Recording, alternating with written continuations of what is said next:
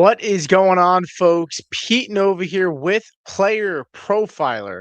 And yeah, technically week 17 is coming. Week 16 is in the books. Round 2 is officially over.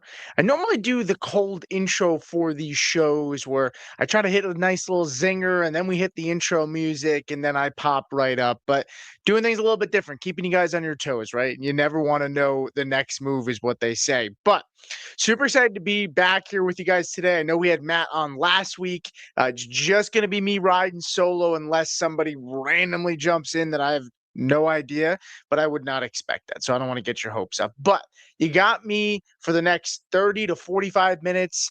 If you have questions, as always, send them in the mailbag. I will gladly answer anything that you might have. It's been an awesome season so far, right? We've had a ton of support on these shows. I very, very much appreciated, you guys, popping in, showing love, showing support, and a lot has happened in the NFL, right? So we want to talk about it from a fantasy perspective, do a little bit, continue to do some recaps of the year as well as of the week, as well as projecting for next week, right? To finish out strong here with the championship week coming up. So as I always say, send in any questions that you might have, right? I will gladly answer them at the end of the show in a mailbag, whether it's Monday Night Football questions, maybe your season's on the line and you got a start sit question, or maybe you just want to let us know how you did this week. And if you have any interesting, battles tonight going on, would love to hear from you guys in the chat. But let's go ahead and get this thing started with my first takeaway. And it's always nice and easy. Sometimes we start it off with the injury roundup. Sometimes we put the injuries later on. Sometimes the injuries aren't significant enough to go over, but today, they are significant enough, and we are going to go over them because there was a lot. I mean, the amount of people, when you talk about people that play fantasy football and they say, man, I don't know if I want to do this next year. Like, this is the kind of week that tilts people, right? I mean, you have playoffs on the line, tight matchups, and you just had tons of players leaving games early, and it's going to have a domino effect for next week. Some injuries to note, right? Marcus Mariota goes out of that game. Terry McLaurin kind of puts up a stinker, right? Deebo Samuel puts up a stinker. Now, those were tough matchups.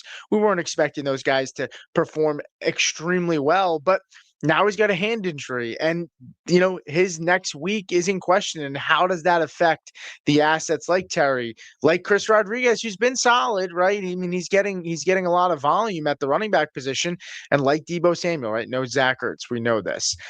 Jordan Love misses that game or leaves the game early with a concussion, and Jordan Love wasn't playing the best in that game. Malik Willis comes in, and Malik Willis ends up, willing that team to a strong, strong performance. And ultimately, they ended up losing the game because the defense fell short at the end. But Jordan Love with a concussion, does he come back this week? I don't know. But I mean, it's a big, big week for the Packers, right? They've now dropped 2 games in a row. And they've had a lot of guys in this game get injured. I mean, Jaden Reed collided with Watson. Christian Watson collided with Jaden Reed. Both of those guys left, but then they returned. You have Romeo Dobbs with a wrist injury.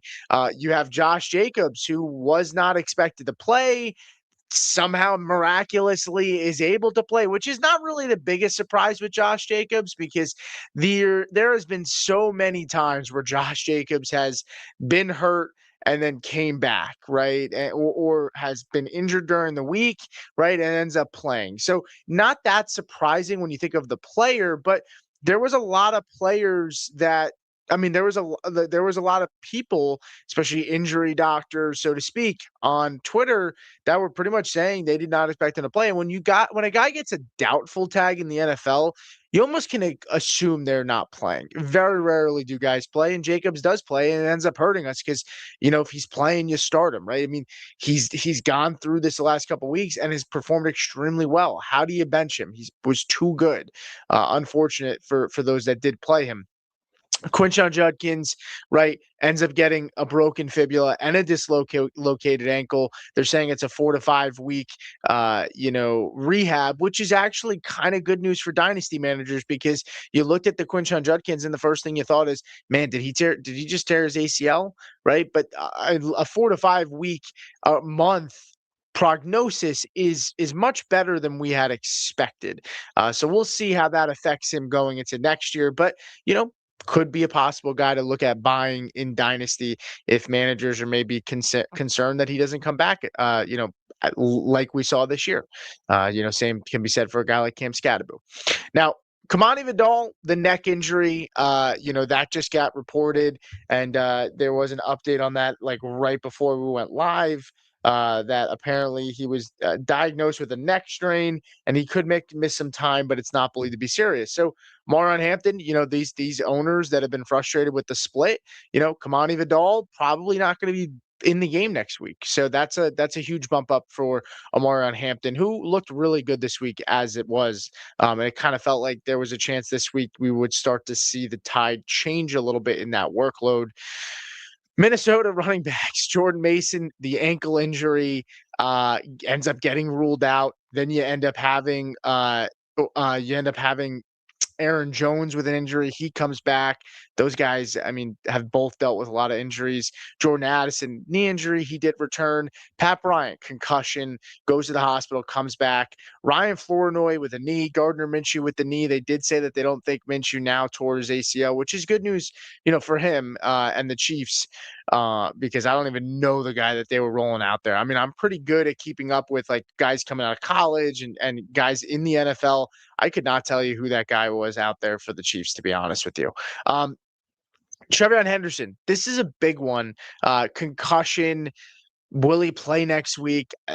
Really, really, really unfortunate. That was a smash spot for TreVeyon Henderson against the Jets next week. Let's hope, fingers crossed, he does play, but that one hurts. Kayshon Boutte with a concussion as well. And then obviously Lamar Jackson with the back injury does not return to the game. We'll see. Is Lamar Jackson going to come back? They dropped that game last week. They're still not eliminated from the playoffs, but it's getting bleak and it's getting late for the Ravens. So interested to see. And do you even want to start Lamar Jackson next week if he has a back injury? So that's a lot to go through there for the injuries. And I'm sure it hurt a lot of us in fantasy this week. So super unfortunate, but this is what happens. It's fantasy football. That's just the nature of the beast. Let's move over to the number 2 takeaway. And for me, it's feed Derrick Henry. What are the Baltimore Ravens doing with Derrick Henry? I truly do not understand the Derrick Henry usage so far for the Ravens. Now, look, you'll sit there and say, Pete, 18 carries, 128 yards, 2 touchdowns.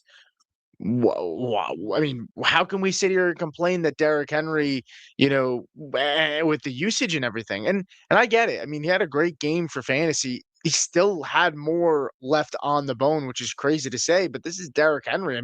We've seen him put up insane games, but last week, 11 carries against Cincinnati. This week, 18, but he didn't touch the ball again. After the 12-minute and 50-second mark in the fourth quarter, right? He scored a rushing touchdown and then didn't come back in the game, or at least didn't touch the ball the rest of the game. And they had a lead. They were up 24-13 with a backup quarterback in Huntley in the game. What are the Ravens doing? They deserve to lose that football game. Look, Derrick Henry had a fumble earlier on in the game. He comes back. He ends up scoring a touchdown late, like I said, in the fourth quarter with 12 minutes and 50 seconds left. How do you not give Derrick Henry the ball? If you're trying to ice a game, you have a backup quarterback in this game. You need to win. You're going up against a very good offense in the Patriots, and you don't give him another touch. I just don't understand it, man. I really don't. And again, last week, Cincinnati, he only had 11 carries. He had 100 yards against Cincinnati and only 11 carries.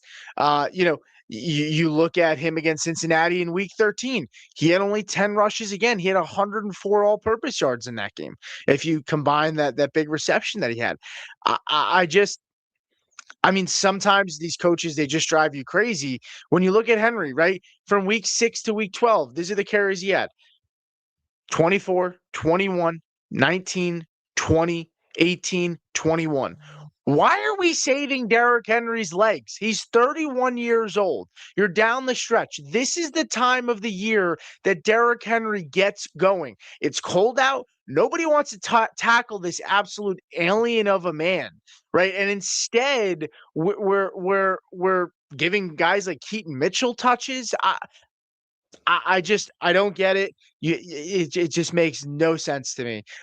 So I would love to know what Harbaugh's excuses were at the podium for that one. I didn't see it, but it made no sense to me. I'm just absolutely just super confused on that one. So Derrick Henry usage, mind blowing, but for fantasy wise, he still crushed it, but he definitely had more that he could have contributed in that matchup. Now let's talk about Marvin Harrison Jr. On the third takeaway here, and Marv is on the thumbnail. And look, we got trust issues with Marvin Harrison Jr., folks. This is an offense with Jacoby Brissett that we expect to air it out, and that was a down game for Jacoby Brissett. And look, teams have sample size in this offense with him running it, and they start to kind of tighten up. And he was due for a stinker, and he did put up a stinker, Jacoby Brissett. But that doesn't absolve Marvin Harrison Jr. I mean, 3 targets, 1 catch, 14 yards for Marv. And look, I get it. He had the heel injury, but I mean, it's still not an excuse for Marv in this game. I'm a little bit lost on why they rush him back to come back. I know he's missed some time, but look, Michael Wilson, we got to have some real conversations in the offseason. Marvin Harrison Jr. was pegged as this generational guy, and he's had his struggles. And I don't think it's all on Marvin Harrison Jr. I think this offense, Kyler Murray, held them back a lot with the production. And I think we talked about earlier on in the season, people overdrafted Marvin Harrison Jr., so they thought he had a bad rookie season. He really didn't have a bad rookie season. And look, he's shown some flashes this year, but when you look at Marvin Harrison Jr. this year, I mean, he's missed 4 games. Yesterday, he was on the field for 28 snaps, right? It wasn't like he, didn't have enough time out there. Like, he was on the field for 28 snaps, more than enough for him to go out there and make an impact on the game. He catches 1 pass, 14 yards. And, Michael Wilson didn't absolutely dominate either. 2 catches, 52 yards and a touchdown. He cashes in, right? I know people were concerned with Marv and what would this distribution of targets look like. And, Trey McBride had a down game too. The whole offense had a down game. So maybe you sit there and say, hey, maybe we don't look into it too much, but it's going to be hard to trust Marvin Harrison Jr. the rest of the way. We have 1 week left. He goes up against the Cincinnati Bengals, who are actually surprisingly 4th when it comes to points allowed to the wide receiver position. They have DJ Turner on that side. And it'll be interesting to see, does DJ Turner cover Michael Wilson? Does he cover Marvin Harrison Jr.? If he covers Marvin Harrison Jr., I mean, Michael Wilson should be in for a phenomenal week. Again, I'm treating Marvin Harrison Jr. next week as a high-end flex play, right? He'll be lucky to crack that top 24 for me next week. And it's going to be hard to trust him. We're going to have some offseason discussions about Marvin, Michael Wilson, right? There's only going to be a lot of good discussions for this offense next year. Probably no Kyler Murray. Is it going to be Jacoby Brissett? Are they going to run it back with him as a bridge, for maybe another quarterback the next season? Or do they hit the reset and go draft somebody? I don't think Kyler Murray is under center for the Cardinals week 1 next year. I would be very, very surprised.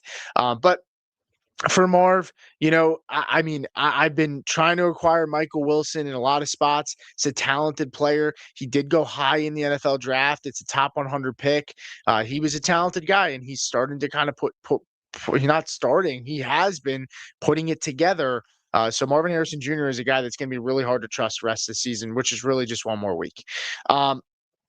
Let's talk about it right here. Back to the Gainwell, back to Kenneth Gainwell, and the Podfather Matt would be super excited. And I mean, I wish I could have gotten Matt to just send in a clip for this segment, and I wouldn't even have to talk, right? I could just have Matt come in and do this segment and then leave. You wouldn't even have to do the rest, because Matt would have so much to say about Kenneth Gainwell, who was a guy that Matt talked about since me and him did our show earlier on in the summer. We talked about him last week as well. I mean, Kenneth Gainwell what a performance by this guy and what a season this kid is having.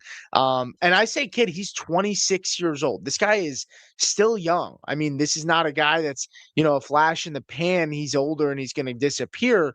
He's going to find himself with a solid contract likely next season. Will it be with the Steelers? I'm not sure. But Kenneth Gainwell, 5 catches on 7 targets, 78 yards with a touchdown. He has 9 carries for 50 yards, a 17.1% target share. And look, Jaylen Warren had a very nice day too. But Kenneth Gainwell has been phenomenal. 16.75 points per game over the last 4 weeks. Okay. Now, I'm not going to say it. I'm going to give you a chance to think about it before I share the answer. What do you think Kenneth Gainwell and his ranking would be on a points per game basis over the last 4 weeks? Think about it in your head. Feel free to send it in the chat. I'm going to take a sip of my water really quick. But you think about that and where do you think he ranks in the last 4 weeks on a points per game basis?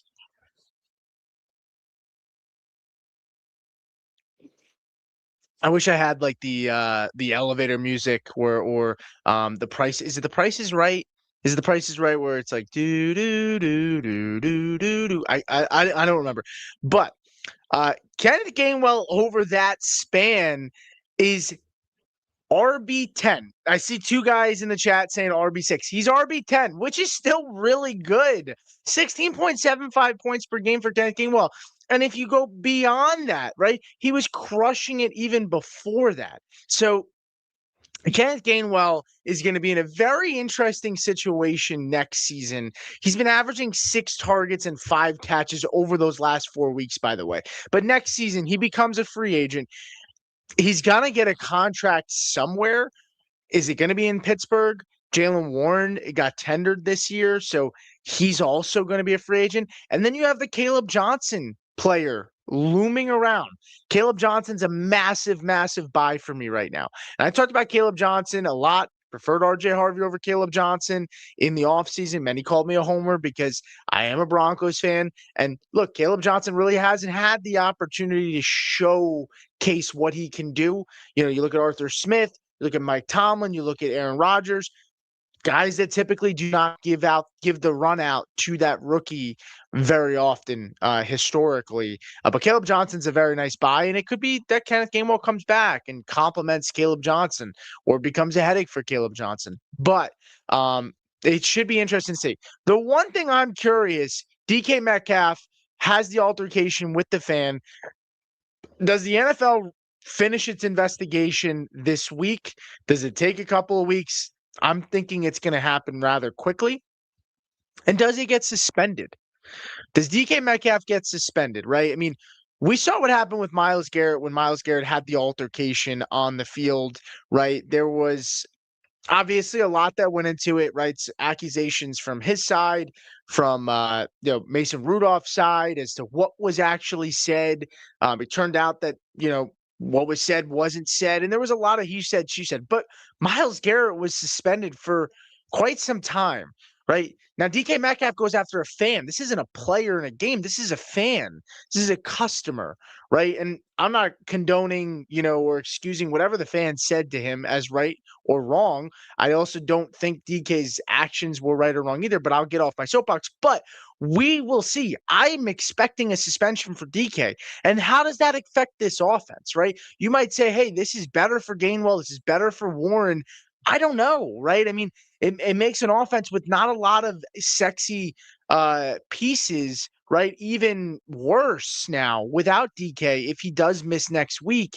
And now they really only have to worry about tight ends and running backs. I mean, they can keep everything in front of them, right? So we'll see. But regardless, Kenneth Gainwell, this is supposed to be about you.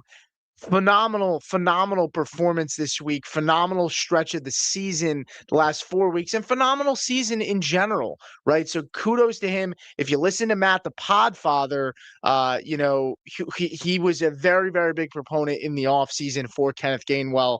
And maybe Kenneth Gainwell, 26 years old, is a guy that maybe you start throwing, a late pick for in Dynasty, right? I mean, that's something that could be looked at. And you could also check out our Dynasty Dominator for some ideas and tips and tricks to make your Dynasty teams much, much better. Hey, what if I told you there was a Dynasty app where you could get player lifetime values, evaluate trades, including draft picks out to 2028, compare the advanced metrics of two players, look up the sentiment, buy, sell, hold on players? Well, there is a mobile app that has all of that and more called the Dynasty Dominator, and it's $5 in the App Store on Google Play. This is my gift to you, the most affordable Dynasty League domination app available today. And if you already have it, the 2025 class is ready to download. Let's go. Now, I do got to say, there will be an honorable mention segment that is more impromptu at the end of this because, there's only so many guys we could talk about for top 10 takeaways. I don't love to talk about the most obvious players sometimes. I will have a couple of those mixed in, but there's going to be some players that don't really get their own segment, but we'll touch on it a little bit. But one guy we got to talk about, it's Chris Olave. Chris Olave, his season reflection, guys. I mean, let's just think about Chris Olave for a second.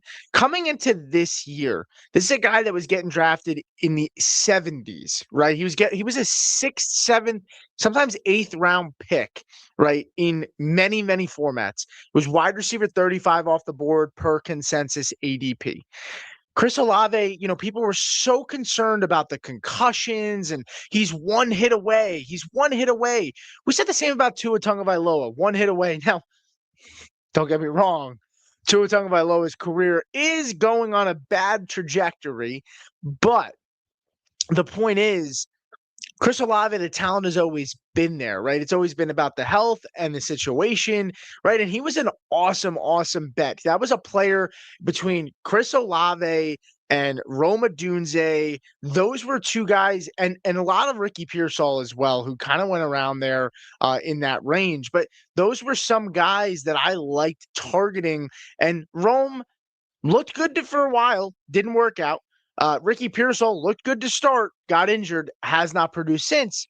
Chris Olave remains that guy in that area that absolutely smashed this year for fantasy football. This past week, Chris Olave, the usage, I mean, you talk about it, 10 catches, 16 targets, 148 yards, 2 touchdowns, and he had 38 yards after the catch. Chris Olave has been wide receiver 5 through the last 4 weeks on a points per game basis, and he's wide receiver 8 on a points per game basis this season with 16.21.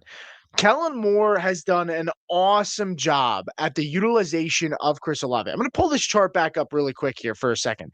Look at what they have asked him to do, Chris Olave. And a lot of that came out of the slot, right? And the reason that Chris Olave was a guy that I love targeting, number one, to about elite talent, historic target earner. We saw him do it. But Kellen Moore has been so good with these slot receivers in his career, these power slot, right?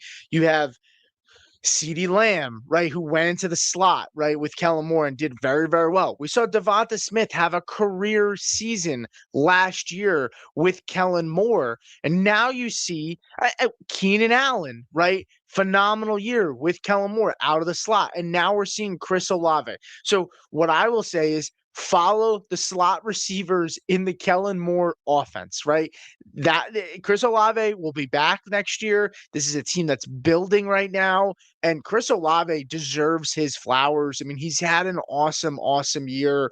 I'm really happy to see it for him. This is a guy that talked about that he was considering retirement with all the concussions, and it's a really good story. A lot of people threw a lot of shade at him, and he's performed absolutely tremendous this season, and he's stayed healthy. So kudos to him. Really, really happy for him. It seems like he's in a good place mentally, and hopefully he can string it one more week for us and rest up and get ready for next year, because he certainly will not be being drafted as far as he was last year. I would expect Olave to probably be a round 3 wide receiver.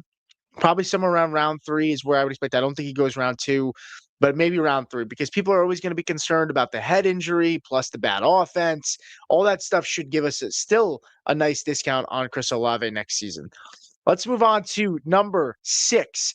And it's Chase Brown. Hat trick by Chase Brown. This guy scores 3 touchdowns yesterday, 12 carries, 66 yards, 4 catches on 4 targets for 43 yards, 32.9 fantasy points. And look, the Miami Dolphins defense has been very good against running backs the last half of this year. This was always the defense to target to start the year, but over the last 5-6 weeks, it's been a very different defense to opposing fantasy running backs. But this was a unique situation this week, and this is what we had talked about with Chase Brown when we saw him as a buy earlier on this season. Joe Burrow comes in, you have an elite talent on the outside. On one side with Jamar Chase, I have Chris Olave on my mind, Jamar Chase, and then you have T. Higgins on the other side. Mike Gesicki's back, right? That stretches out the defense, right? It lightens the boxes, and it allows for Chase Brown to get some more work, right?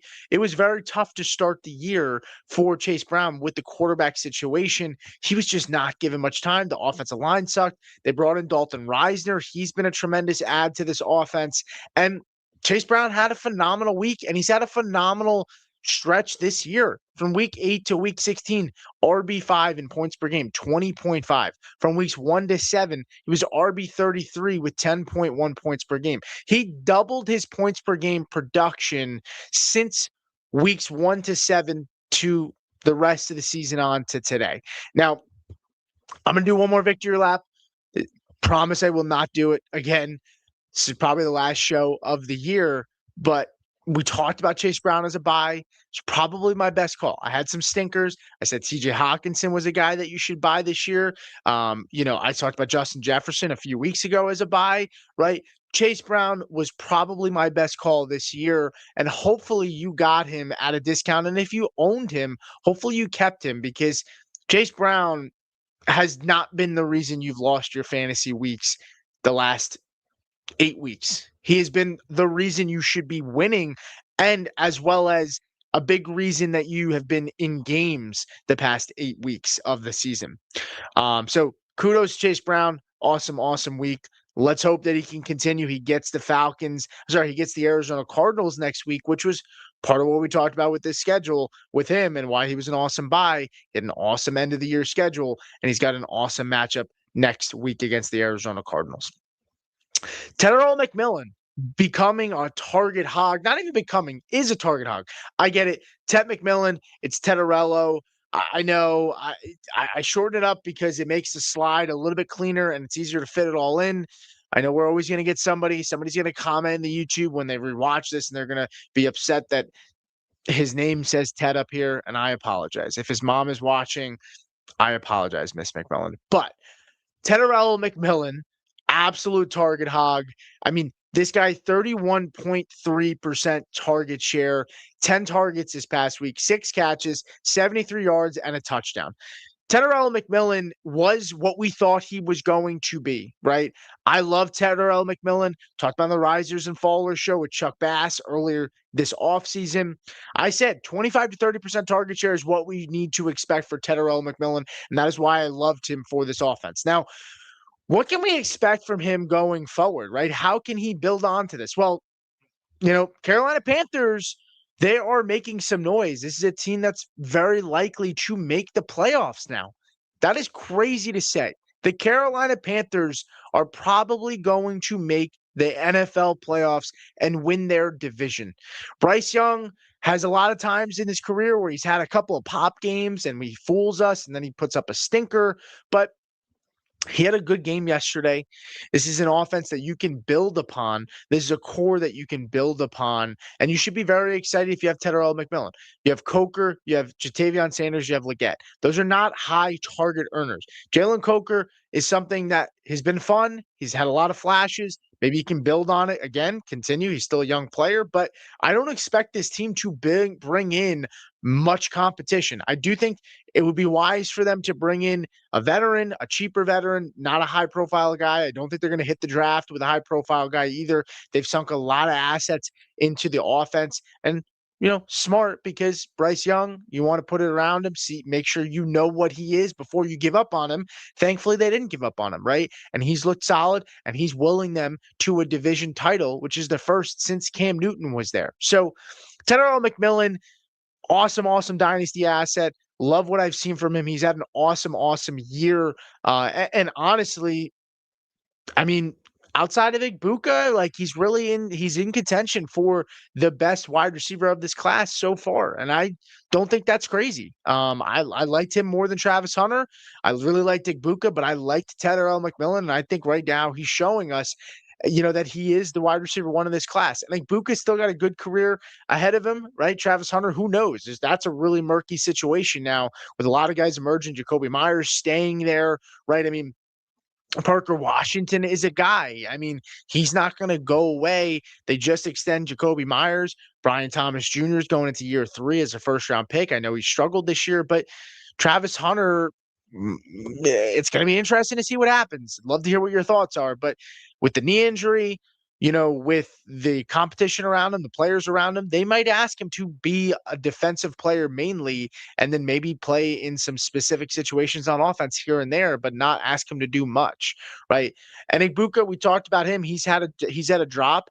Mike Evans could come back next year. That could affect Igbuka as well. Tedero McMillan has the clearest runway, in my opinion, for fantasy success the next few years because of the situation around him, the coach around him, and just ultimately just the talent around him. He's a target earner. He's going to continue to do that. And really, really nice to see him pop off yesterday, and has had a really solid season for a rookie wide receiver. Now let's talk about the busts this year, man. Let's talk about the busts. We're gonna talk about the overachievers, but let's talk about the busts first because it's good. Let's talk about the negative, and then we can finish that off with the positive, and then we'll get to the waiver wire targets, and then I'll answer any mailbag questions. So we are getting closer to the end of the show. So if you have any questions about tonight, send them in. If you have dynasty questions, any questions at all, my thoughts on prospects, whatever you have, send them in here. Make sure you hit that like button. Make sure you subscribe as well. We are very, very close to 30,000 subscribers. Thank you guys so much for the support. Let's talk about the biggest busts this year for 2025 in fantasy football. Now, there's got to be some nuance here because some of this has to be talked through. Lamar Jackson comes up for me as the largest bust this year for the quarterback position, right? And it was tough finding a quarterback that would be considered the biggest bust. And the reason I say that is because a lot of the guys that went high that busted, they didn't play 8 or more games. And I tried to say, you know what? If a guy played 8 games, that would be the threshold, at least 8 games this year. Jaden Daniels didn't play 8 games. Joe Burrow hasn't played 8 games yet. He's going to play next week, and he'll play the next one. But so far for where we're at, Josh Allen has. Mahomes gets hurt, but those guys have been phenomenal. Quarterback 1, quarterback 2 this year. So Lamar Jackson, unfortunately, finds himself as the biggest bust, in my opinion. He played 12 games this year, right? He was drafted as the quarterback 2, pick 24, and he's put up 16.7 points per game, which was good enough for quarterback 16 this year on a points per game basis when we do remove those quarterbacks that don't meet that threshold, like I said, of a minimum of 8 games. And all this is going to be 8 games for all these positions that we talk about today. But look, Lamar's dealt with some injuries. It doesn't feel like he's been himself. Just come back. It doesn't look like he was healthy for a while. And it's unfortunate. These running quarterbacks, or these quarterbacks that like to run, they're mobile, right? They find themselves in situations where they take some hits, right? And it's starting to add up a little bit for Lamar. You hope that he can get his body right next season so that this doesn't become an issue long term for him. But he comes in for me as the biggest bust. I think Justin Fields is probably the front runner for number 2. Reason being is, the guy just wasn't very good this year. He did play 9 games. Justin Fields, where are you? 9 games this year, 15.96 points per game. That ranks 22nd of all quarterbacks. And he was a guy that a lot of people had interest in. That's why he's on here, right?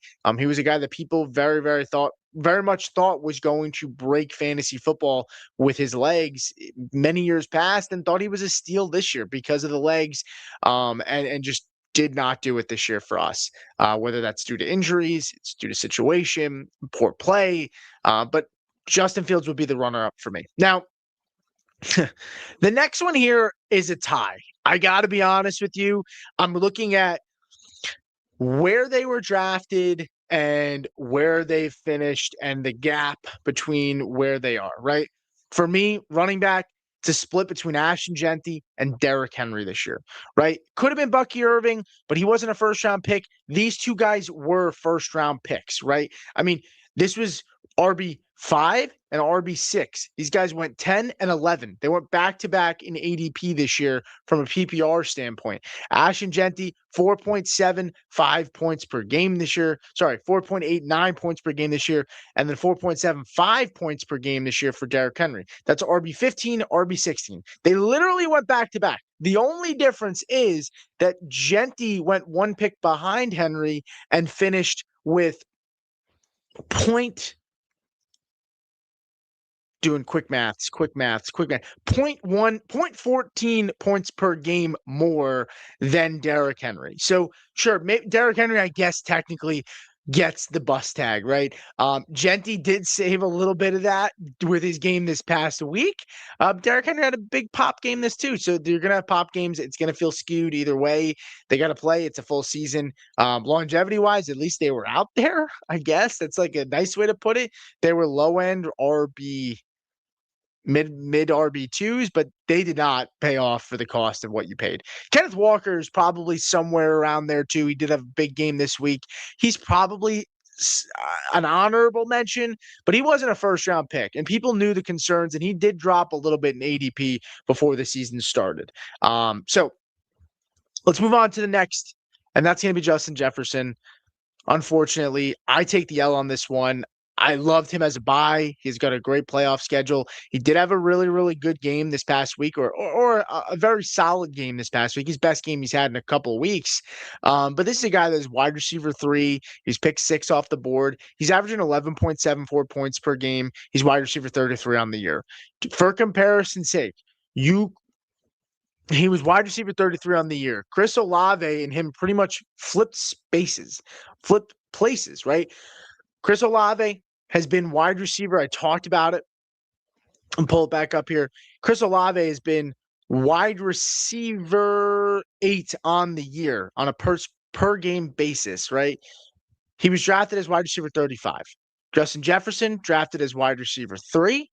And he finishes as wide receiver 33. So very, very close. They pretty much flipped places where what people thought Justin Jefferson was going to be was actually what Chris Olave was. And what people thought Chris Olave was going to be is what Justin Jefferson was, except the injuries, right? But Justin Jefferson dealing with a really bad offense. The Vikings have been a very bad offense this year, right? And so that's pretty much what a lot of people pegged on Olave, plus the injuries, but that hasn't happened injury-wise for Jefferson, knock on wood, thankfully. Now, me and Podfather Matt did talk about Jefferson last week, and Justin Jefferson is going to be a very interesting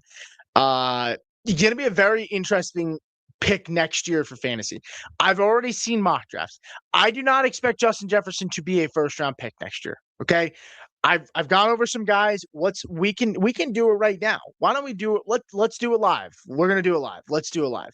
Let's talk about some guys that I think are gonna go. Should they go ahead of him? Maybe not, but they probably will be ahead of him by next season. Okay. You got CeeDee Lamb, you got Jamar Chase, you got Amon-Ra St. Brown, you got Puka Nacua. That's 4 wide receivers right there. You got Jackson Smith and Jigba. 5 wide receivers right there. I expect all of those guys to go ahead of Justin Jefferson in drafts next season. Okay, then you have at the running back position, you have Jahmyr Gibbs, you have Bijan Robinson, those 2 players. I expect CMC to go ahead of Justin Jefferson next year. Okay, so that's 3 running backs right there. Let's see. So I'm at, what are we at? 5, 6, 7, 8. Let's take a look. Travis Etienne could be interesting. I don't think Travis Etienne's going to go ahead, but who knows where he goes next year. That'll be very interesting to see. Okay, Jonathan Taylor. I think Jonathan Taylor goes ahead of him next year. So now we're at 9. Devon Achane. That brings us to 10. Now, Devon Achane's situation is a little different, right? Do they bring in a new coach? Does that scare people off? Plus a new quarterback, but the quarterback couldn't be worse. But the coaching change could definitely hurt. So that's 10 players right there. James Cook, that's 11. Maybe Trey McBride, maybe Chase Brown, maybe Bucky Irving. You can make a case for all of those players possibly going ahead of Justin Jefferson. We're not even talking about Malik Neighbors. We haven't talked about George Pickens. We haven't talked about Rashee Rice. I mean, you're looking at a very strong possibility of Justin Jefferson being a mid-second to late second round pick next year. I don't think he goes farther than second round. Maybe in very, very strange cases, he could fall in, but very unlikely. But I very, very much do not expect him to be a first-round pick. We haven't even talked about Trey McBride and Brock Bowers for the tight end lovers, right? Those guys could go ahead of him too. It's very possible. We haven't even talked about Ashton Jeanty, who had a good week last week, who maybe people are then buy in. They say, wow, maybe the situation gets better, the offensive line. The problem with Jefferson is that, like, I think J.J. McCarthy is going to be the quarterback one next year, but for week one. Now, I do think they could bring in some competition. Maybe that makes people feel more safer if they bring in a competition and a backup that you say to yourself, hey, if it doesn't work out with J.J. McCarthy, at least we hedge on our asset where, there is at least a possibility of salvaging it, right? If there's a competent backup behind him. But this is reality, folks. We're going to get the biggest Justin Jefferson discount ever next year. And I'm all about that. That's going to be very, very nice to get. Depending on, I'm definitely going to have some exposure to Justin Jefferson, that discount. I know me and Matt talked about it last week, but so a fun discussion to have there. Would love to know what your guys' thoughts are on where Justin Jefferson goes next year. But yeah, I mean, going to be interesting. Now, I know we have some questions in here. I'm going to get to these guys. We're getting very close to the mailbag. There was a question about Marvin Harrison Jr. I did talk about that a little bit earlier. It was the third segment. So if you want to rewind back, Brian, we did talk about that. Now, the tight end position, Hawkinson edges out Evan Ingram slightly for the biggest bust at that position this year. Reason being, TJ Hawkinson went as tight end 6, ADP 64. Evan Ingram was tight end 8, ADP of 81, which is kind of crazy. Evan Ingram did sneak up there towards the end of draft season. He was like around pick 100, but he started to creep up as hype started to get closer and closer. That preseason catch, with Jared Stidham throwing it to him, I think started to get people to start to click a little bit like, hey, this could be a guy. Evan Ingram had a bad year too. But points per game wise, 7.52 points per game for Hawkinson, 6.37 points per game for Ingram. Both those guys, those numbers are absolutely terrible. There are a ton of tight ends you could have streamed this year, like Zach Ertz, that have done way better than those two guys. Hawkinson is scored one more point per game, but neither of them were startable, and you put more cost or you spent more on TJ Hawkinson. Now, let's move over to our biggest overachievers for this season. And number one's going to be Matt Stafford, the quarterback position. 21.06 PPR points, QB3 ADP of quarterback 23, pick 161. Matthew Stafford wasn't being drafted in very many leagues that were 12 and under. Not many. He went undrafted, and then he got picked up by many as the season started. And they started to see, holy crap, this offense is going to be awesome with Devontae Adams and Matt Stafford and Puka Nacua. And it was. But now Adams is hurt, but it's still been an awesome offense. I mean, Matt Stafford's an MVP. I don't really spend too much time on Matt Stafford. I love Matt Stafford. He's probably my favorite quarterback to watch in the NFL. I said that I thought he was the best quarterback in the NFC preseason. Now, the back injuries did scare some people, and he's not mobile. Right? He's not a mobile quarterback. And we're so fixated on mobile quarterbacks this year. And in this day and age, because of the points that you get added on, because of the mobility, that it blinds us from great offenses. I mean, let's take a look. We talked about it a little bit last week, but Dak Prescott, quarterback 6 in points per game. Jared Goff, quarterback 9 in points per game. Not mobile quarterbacks right there, folks. Matthew Stafford, quarterback 3 in points per game. Those guys have been awesome this year, right? So many good quarterbacks this year have been quarterbacks that do not run very much and very often. So quarterback drafting is going to be interesting. We talked about, the ADP. We talked about a couple of shows ago about, I think quarterbacks, we're going to get a nice discount on quarterbacks this year, especially, people not wanting to draft the elite ones because they got burned by so many this year. Running back, it's going to be Javonte Williams, 15.43 points per game at the running back position, RB12 this year on a points per game basis, ADP at 107, RB37. I can't lie to you. I didn't have any Javonte Williams this year, guys. I had no Javonte Williams, and that hurts me as a Broncos fan. As a guy that loved Javonte, I thought he was going to have some value. He was the guy that I would own out of that room, but I also just didn't want to own anybody in that room. And Javonte has been awesome this year. So really interested to see if he comes back next year. Now, wide receiver, Chris Olave has been talked about a ton. It is Chris Olave for me, 16.21 points per game. Wide receiver 8, ADP of wide receiver 35. Pick 78 off the board. Wan'Dale Robinson was close here for me, but Chris Olave is averaging 3 points more on a per game basis. While Wan'Dale Robinson, 13.04 points per game is awesome. He had a great year, and his cost was practically nothing. But Chris Olave was still very, very cheap, and he was giving you elite weekly winning numbers, right? Wan'Dale Robinson, 3 points down from him is Jordan Addison, and that's wide receiver 49. 3 points up from him was Chris Olave at wide receiver 8 on a points per game basis. So the gap is just that much different. There's just so little amount of players that are averaging 6 points, 16 or more points per game at wide receiver. That's that much more important. Whereas Wan'Dale Robinson at 13 points, there's a lot. You're going to find a lot of guys around that area, and they're not difference makers on a week by week basis. Chris Olave was a difference maker on a week by week basis this year. We're going to move to the tight end position. It's going to be Dallas Goedert. Dallas Goedert is another guy I did not have much exposure to this year, and shame on me. Dallas Goedert, tight end 6 this year, 12.52 points per game at the tight end position, which this is why I don't like to draft tight ends high.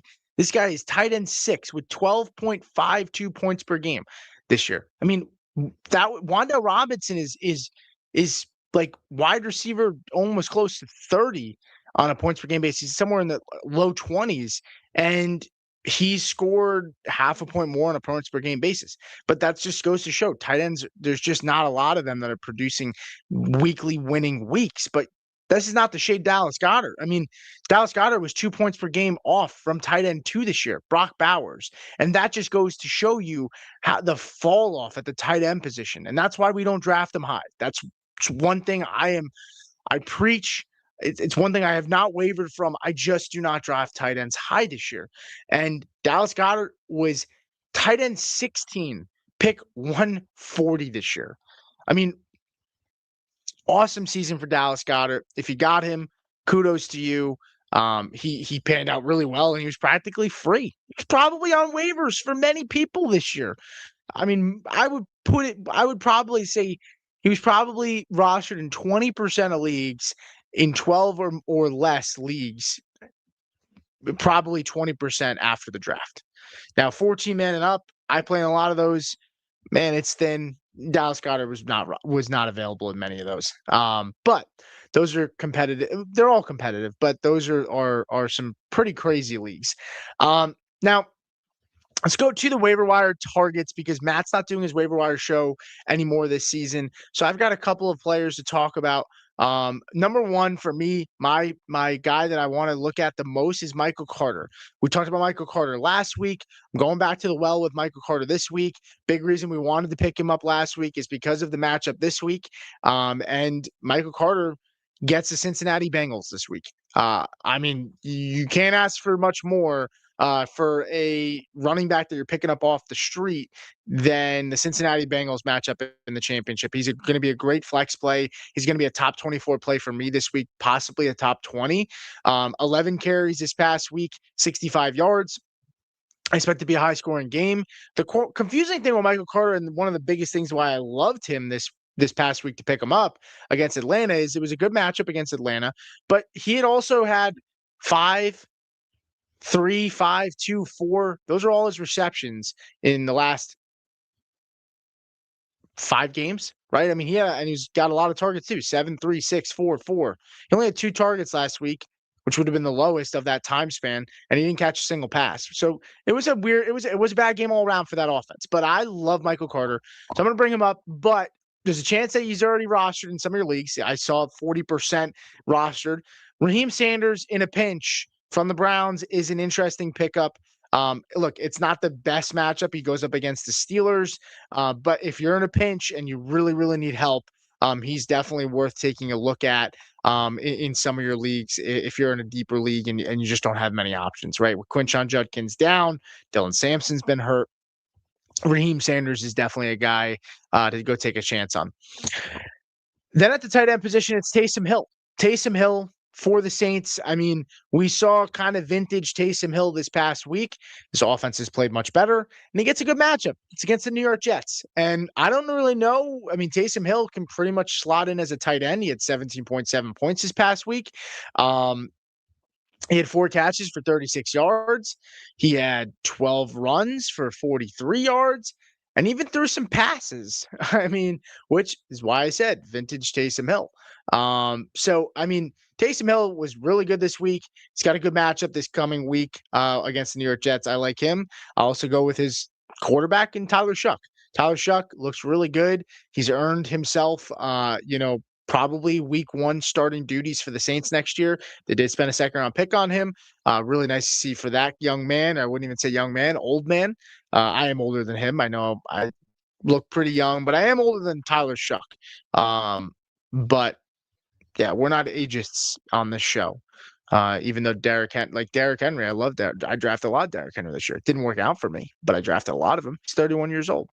I don't age shame.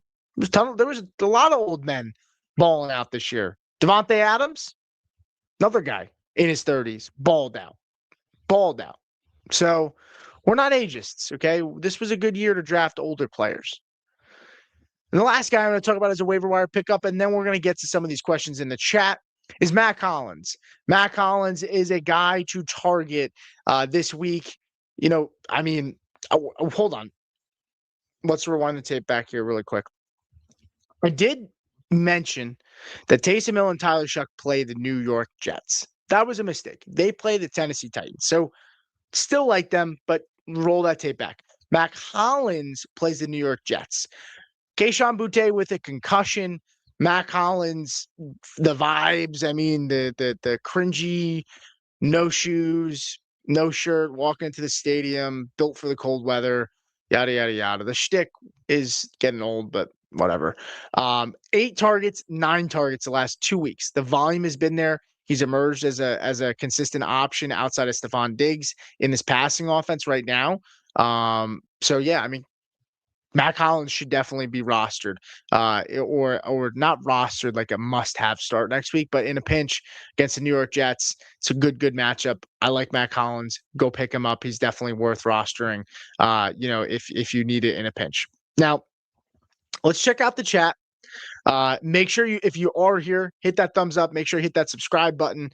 Get some questions here in the chat really quick, and then we'll keep going. Well, we really won't keep going because we're getting close to an hour. But I'd love to keep going. If you guys have questions, I'll keep rolling as long as you guys want to roll. Jonathan Santiago, this was a little bit earlier, said, just need Purdy to hit his projected points. I'm in the championship. Am I good? I think Purdy should be in for a solid week. I have Purdy ranked as a top 12 quarterback this week. The biggest concern with Purdy is, will the Colts be able to push the ball downfield enough with Phillip Rivers to make it a competitive game? I think the under in this game probably hits. I think Purdy can have a solid day. You just need Purdy to be the reason that they score and not as much CMC. So it really depends on how many points you're looking for. But if Jonathan Taylor can run the football against this weak team, it could not be the best day for Purdy like you're hoping. Let's see. Ready for the T-Law takeaway. I traded Jaden Daniels last week to get him and clinch the Super Bowl. Made 7 Super Bowls out of 22 leagues. Dang. That is impressive numbers. That's almost a 50% hit rate on making the championship. You're sitting somewhere, probably quick maths says somewhere around close to 40%, maybe a little under, probably around 35%. But one out of every 3 leagues is pretty good to me, man. And if you can win a couple of those, I mean, you're running with house money there. That's for sure. Henry said, I'm up by 9 points. My opponent has to get it from Tyler Warren. Do you think I'm safe? I wouldn't say safe. I'd say you're okay. I think you're okay. I would rather have Tyler Warren in this spot. I don't like to be the one holding a lead. I like to be the one going for a lead. But 9 points, Tyler Warren, it's a little sketchy. I'm not going to lie to you. It's a little sketchy. I would probably say you're probably going to lose, unfortunately. But I hope you win, Henry. But I wouldn't want to be you in this spot. Drew said, yo, I'm up 59.5 points. I'm going up against Jonathan Taylor and have Brock Purdy full PPR. Am I screwed? I mean, unless they put rockets on Jonathan Taylor's feet tonight, and Brock Purdy ends up going out with the flu and doesn't play, I think you're okay, Drew. I think you'll be all right. How much do you like Harold Fannin? Yeah, we talked about Harold Fannin last week. I'd say Harold Fannin is probably about tight end 8, somewhere around tight end 8 in Dynasty. Now, I do have to say I did make a comment. I did see people giving up, first round pick plus for Harold Fannin Jr. earlier on this season. I just don't really love doing that for a tight end in an offense that could have some changes. Could be a new coach. Could be a new quarterback. I think Shador and Sean Watson are going to battle it out next year in camp. But Harold Fannin has been awesome. The athleticism and the production has carried over from college. So I feel very confident in Harold Fannin being a very good football player and a good dynasty asset. The problem with giving up first round picks for a guy like Harold Fannin is the situation's not great while the talent's there. We just talked about how many players in fantasy football at the tight end position scored over 13 points, and it's less than 6 on a points per game basis. So, I mean, unless you're getting elite usage, like Trey McBride is an elite player, and he gets elite usage. Harold Fannin's getting very good usage too. Unless it's a great situation, I just don't love giving up first round picks for tight ends, to be completely honest with you, unless it's a premium league. But I do like Harold Fannin a lot. Let's see. Brian said in ESPN 2-week final, and I have Wilson and Marv. Well, they got the Cincinnati Bengals next week. That's their 4th against wide receivers, so a little bit sketchy depending on how far down you are. Jamie said, look at what Dart's mobility did this week. Yeah, I mean, Dart had a tough week. Josh Allen had a tough week. I don't really understand what the Giants are doing, keeping Jackson Dart out there. Why wouldn't I don't know. They might as well just roll out Jameis Winston if they're going to be so conservative. If they're worried that he's going to get hurt, you've seen enough from Jackson Dart to know you feel confident about him for the future. I don't know. Is he the franchise guy? I'm not ready to say that, but not a lot of guys are the franchise guy, in my opinion. So that's not a knock on Jackson Dart, but I just don't really know why we're rolling him out there in a conservative game plan if we're concerned about him getting hurt, which we've seen him get hurt a lot this year, or at least, concerned that he's hurt and then ends up not having a concussion. But Brian said, should I go get Trevor Lawrence and ETN this week because Irving has me pissed? Yeah, I mean, shoot, I don't know who your quarterbacks are. The fact that those guys are available, maybe it's a guillotine league or maybe it's a little bit of a smaller league. I don't know. But if those guys are available, they shouldn't be. So that would be awesome if you can get them. BizBox said Addison has been highly disappointing this year. Quarterback play has let him down. Crazy enough, we talked about Jordan Addison at one point on this show, and he was a top 12 wide receiver when he came back from injury for like 4 weeks on a points per game basis. Since then, it's really been kind of crickets for him. So, what's T-Law's dynasty ranking? Well, why don't we check? Because Player Profiler if you, again, we talked about the Dynasty Deluxe. You can go check out all these rankings on Player Profiler. You can sign up. It helps us out. We're gonna bring so much Dynasty content this offseason. It's gonna be awesome. So make sure you guys are staying tuned for that. But let me take a sip of my water. See, it's nice to have a co-host sometimes because it allows me to not have to take a break talking if the co-host talks, and then I get to sip some water. And you guys don't have to worry about, any breaks in the action here. But I do run out of my throat gets a little dry after a while. So player profiler right now, Josh Allen is ahead of him. These are all players that are ahead of Trevor Lawrence, and I'll stop when I say, "Hey, that's I prefer him over that person." Josh Allen, Drake May, Lamar Jackson, Jalen Hurts, Patrick Mahomes, Jaden Daniels, Justin Herbert, Joe Burrow, Jackson Dart, Caleb Williams, Bo Nix, Brock Purdy. Right about there, I would say, with what I've seen. Both of these guys are 26 years old. Brock Purdy's dealt with these injuries, right? I also think the talent is better for Trevor Lawrence. So I think I'd rather have Trevor Lawrence over Brock Purdy. So I'd say that puts about 11 quarterbacks ahead of Trevor Lawrence right now from where I'm at, right? Then Dak Prescott, Dak Prescott 32. I'd rather have Trevor Lawrence from a dynasty perspective. CJ Stroud is 24. I'd rather have Trevor Lawrence just because he's with an offensive-minded head coach. He's got a lot of weapons. Both have weapons around them, but I trust the situation with Liam Cohen a little bit more.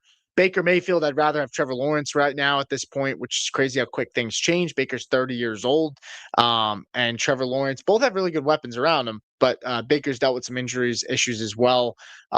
Jordan Love. Oh man.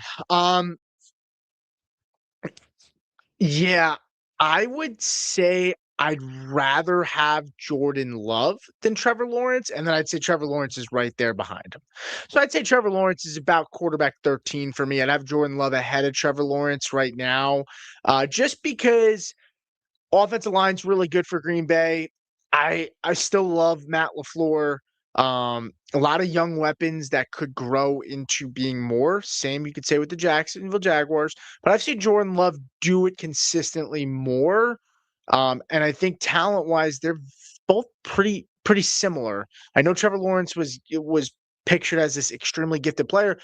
Look, Jordan Love makes some pretty crazy off-platform throws as well. So I think maybe Jordan Love, but you factor in Vikings playing a dome, Lions playing a dome, Bears do not. So Jordan Love, his competition in division, he's going to at least get 2 dome games a year.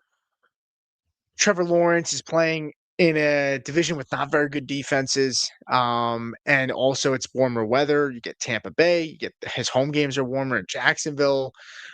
You get Carolina, you get Atlanta in a dome. It's close. I would say it's very close between the two. Both are close in age. Jordan Love's 1 year older. Jordan Love has shown it more for me to feel safer. But again, sometimes you like a quarterback one. If you have like a really good quarterback one, you might rather Trevor Lawrence because the ceiling is higher, you feel like, with Trevor Lawrence is a year younger. He's got better conditions playing wise. He's not playing in cold weather where Green Bay likes to run it a lot down the stretch. So those are all factors. I think I'd rather have Lawrence, depending on roster construction, if you need a higher upside gamble than Jordan Love, but I'd probably rather Jordan Love in a vacuum, not knowing what the rosters are. But it's very close. Very close. Good question.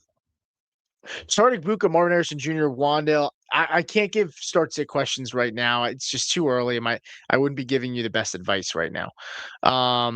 Yeah, almost blew a 50-point lead. Jamie said player profile rankings had Tyler Warren projected at 12 points. I don't have Purdy. I'm going against both Purdy and Taylor. That's why I asked. Oh shoot. I think you're in an okay spot though. I think you're in an okay spot. If Jonathan Taylor plays really, really good, there's a good chance that they're controlling the football and then Purdy is not going to be able to get as many opportunities. So I think you're okay. That's actually a pretty good situation to be in, to be completely honest with you. Jacoby Brissett is who I ran out. Trevor Lawrence on my bench. Okay, so you have Trevor on your bench. Got it. That makes sense. Well, folks, that's going to do it for me. I think this is the last top 10 takeaway show of the season for me. Maybe we'll do one next week if there's some interest, but this has been an awesome, awesome year. Thank you guys so much for supporting us here at Player Profiler. If you do follow me and you love my DST content, I am going to drop a special defensive rankings video right here on Player Profiler tomorrow. My rankings are usually on the Face Off Sports Network. They're going to drop tomorrow on the Player Profiler channel, so make sure you tune in for those. I will be doing it this week for the channel, and then my colleague Michael Hoff over at the Face Off Sports Network is also going to drop his kicker rankings, and you don't want to miss it because we've been hot. 9 out of the top 12 defenses that I ranked this past week finished inside the top 12. I ranked 24. Well, I ranked them all, but by top 12, 9 of them finished inside the top 12. The week before that, 8 of them finished inside the top 12. And the Tennessee Titans were a defense I had ranked inside the top 8. And I had them ahead of the Kansas City Chiefs, who consensus had them at 5. I had them at the Chiefs at 10. So you're going to want to hop on this bandwagon because we're hot. And we're going to make sure you're ready to go because you need those edges with the defense to help you win your championships.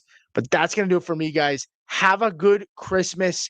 Thank you so much for watching. Appreciate all the support, and I'll see you guys.